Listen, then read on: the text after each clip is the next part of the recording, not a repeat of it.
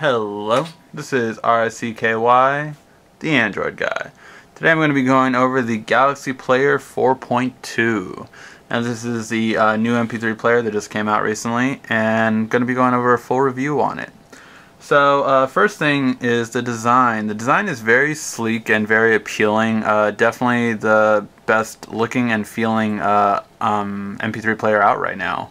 It's really nice front stereo speakers, which is the highlight of the device itself. It also has a really nice screen quality, very thin for an MP3 player as well. And it sports a 2 megapixel camera in the back with a VGA on the front for video chat, as well as it does have expandable memory behind the cover, which is a micro SD. So overall, it's really nice for that purpose, and definitely for the feature of coming with 8 gigs and expandable with 32 gig micro SD card. It is really nice for that purpose. Now the built-in apps, it comes with a music player, video player, FM radio, things like taskers, very kind of just basic stuff coming with it when it first comes on, including Chat On, which is just Samsung's version of messaging and video chatting. I would still say use Google Talk though over that one. Memo, Quick Office, which allows you to view Office things, voice recorder, etc. I mean, those are your basic things. Then of course you have the full Android Play Store. The other thing that I forgot to mention was that it does come with 2 free EA games, which is FIFA 2012 and Need for Speed Hot Pursuit. It also comes with a bundle package of EA games that allows you to try out different EA games as well. So really nice, because you get to try them out for about an hour and see if you like the game. Then if you want to continue, you just buy the game. So nice little bonuses like that. In terms of web browsing, oops, wrong one. In terms of web browsing, it's overall pretty good. You do have full flash support, so you do have that ability. I have noticed a bit of a stutter at times though, depending on the website. I always go for a really heavy base website when showing you guys, just so you guys can see to its full extreme. Obviously if you go on lighter websites or mobile websites, it'll be a lot faster, but overall it's still pretty quick and still moves pretty well.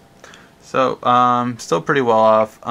Now one really thing that is very nice about it is the music from this device.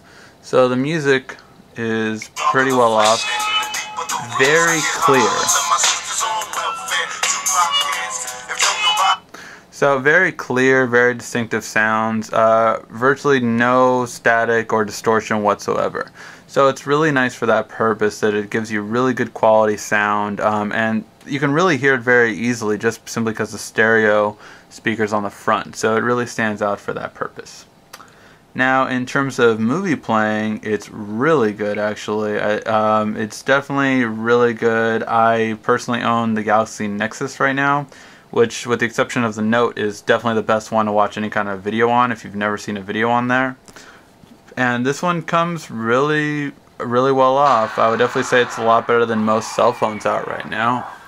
I'll zoom into it so you can see. War has started. We are hopelessly outgunned. Director Fury, I think it's time.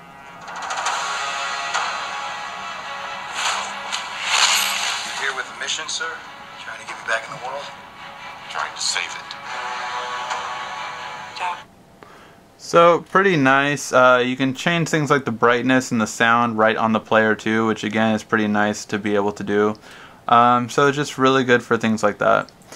So the video player is really good for that purpose. In terms of the camera, nothing really special. It's a 2 megapixel camera, so you already shouldn't expect the best.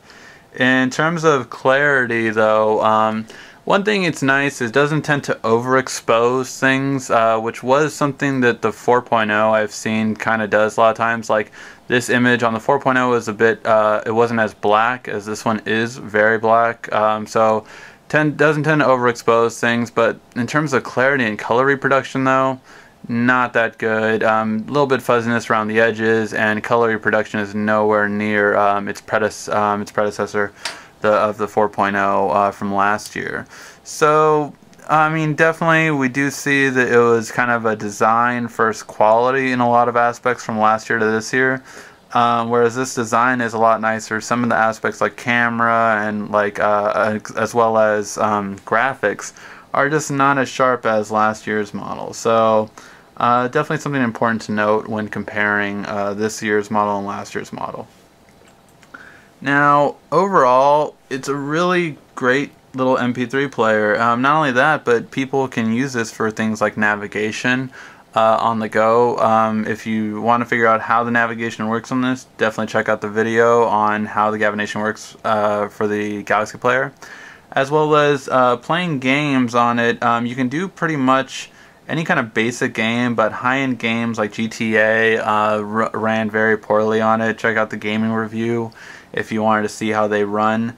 Overall, it's not bad for basic gaming, but if you want to do like, you know, Tegra gaming, games that should be played on a Tegra processor, this definitely isn't going to be the device. The 4.0 was better. It did have a better graphics card last year than this year. I just think Samsung wanted to save cost, and I mean, if you're still going to play basic games like these, like Temple Run, you know, Angry Birds, Fruit Ninja, things like that, as well as like EA games, it's definitely good for that purpose, but I wouldn't call it a gaming device per se.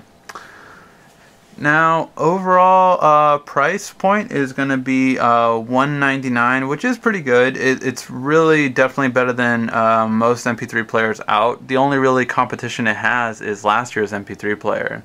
On the review I did against the iPod, it almost beat it in every aspect with the exception of gaming.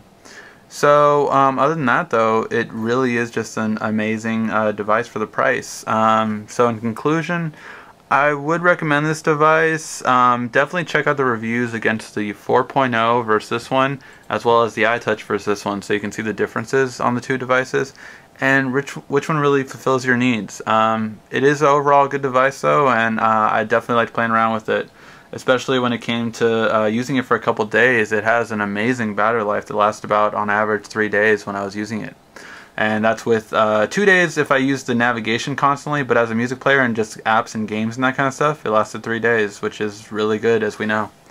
Alright guys, if you have any other questions, stuff I didn't get to in the review, make sure to ask. This has been RICKY, the Android Guy.